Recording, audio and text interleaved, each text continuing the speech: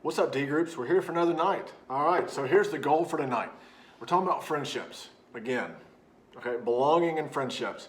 Think about what we want in a friend, and this is important, what is the goal of having friends when you're a follower of Jesus? Okay, what is the goal and point of friendships in the first place? All right, reminder, everyone has a deep desire to belong. It's part of who we are. It's part of the way God designed us. That means friendships, fitting in, belonging. It's one of our drives, and it's a good thing. But we want to ask the question, what does a friendship look like when you're a follower of Jesus? Hope you have a good group.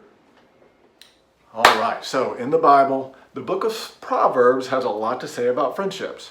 A fun activity, or good activity, will be get your Bible app, type in friends, designate it to search in Proverbs, and it comes up with a lot of wisdom about friends. So, for example, Proverbs 20, verse 6. Many will say they are loyal friends, but who can find one who is truly reliable? It makes me think of an important life lesson that a wise man once told me, and I want to share that wisdom with you. Sometimes the person who is your true friend is someone you least expect. In other words, sometimes fun and loyal aren't always together in the same person. So don't discount someone you least expect may turn out to be a true friend. So, what are the characteristics of a good friend? A godly friend. These are not only characteristics that you want to search for in a friend, but also the characteristics that you want, pray that God develops in you. So that this was results of a poll, and I've added a couple. So, someone you can trust. You said that in the poll. Very clear. It's the second biggest response. Someone you can trust. Number 2, someone who encourages you instead of criticizes you. That's my wording. You said someone who is nice, kind, and compassionate. It fits in. Now, I will say, a note here, is that sometimes encouragement isn't nice and fluffy. Sometimes encouragement is tough and challenging, but it always comes from a place of love, not judgment.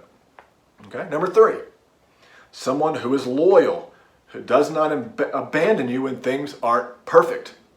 That was number 1 response in the poll. You said that. Someone who is loyal. Loyalty is a big deal. Number 4, this is my wording, someone who is not worried about your or their social status in your friendship. In other words, we want to make sure we're not choosing friends based on popularity. More on that next week. But, got several big buts in this devotion, but none of these get to the heart of godly friendships. The goal of friendships. And this is where my Axe comes in. And I don't mean my Axe body spray. I don't wear that stuff. I mean this Axe. So it's my handy one that I use around my house. Proverbs 27:17 says this. As iron sharpens iron, so a friend sharpens a friend. A different translation says it this way. One person sharpens the wits of another. And another translation uses the word literally. One person sharpens the face of another. That's the literal Hebrew. It means a person will sharpen your character. It will mold your character, your morals, your decisions. But here's the deal. It's an observation that friends influence you and you influence them. But for what? It doesn't say friends will sharpen you for the better or for the worse, just that they will sharpen you. All right, so this is my axe sharpener. And the axe sharpener is actually, if you get on the right one, it actually has little pieces of the same material, because as iron sharpens iron. So actually this iron is actually a steel head. Fun fact, steel is iron and carbon mixed together. You learn something. But it uses the same material to sharpen it, and you keep doing that, and it sharpens the tool. And this is what I use to keep my axe sharp. Now, an axe is a handy tool to have around the house. It enables me to chop down this sago palm. It's gotten too big and it was taking up space in my yard, making it hard to get around. But here's the deal.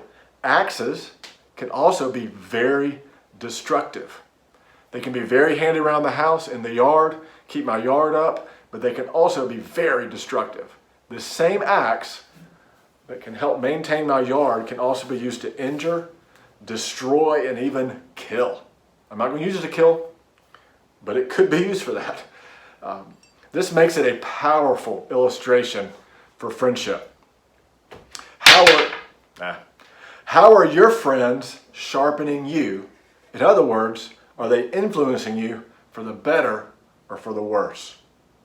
So what's the goal of friendships for Jesus followers? Proverbs 12:26 kind of hits the nail on the head. The godly give good advice to their friends. The wicked lead them astray. Here's the bottom line. The goal of Christian friendships is to help each other become better followers of Jesus. Let me say that again. The goal of Christian friendships is to help each other become better followers of Jesus. You don't need perfect friends because they don't exist anyway. But true Christian friends have a desire to help each other become better followers of Jesus, to grow together in your walk with Jesus. Now here's the deal. We're all in different places in our walks.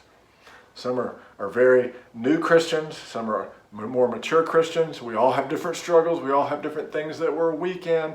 But Christian friendships, the goal is that we will help each other walk, increase and deepen our walk with Jesus. So Proverbs 20 verse 6, many will say they are loyal friends, but who can find one who is truly reliable? And Proverbs 27:17, let me grab my axe. Proverbs 27:17, as iron sharpens iron, so a friend sharpens a friend. How are your friends sharpening you? Are they helping you be a better follower of Jesus? Are you helping them become a better follower of Jesus? So you can talk about it. How can you encourage one another toward this end? See ya.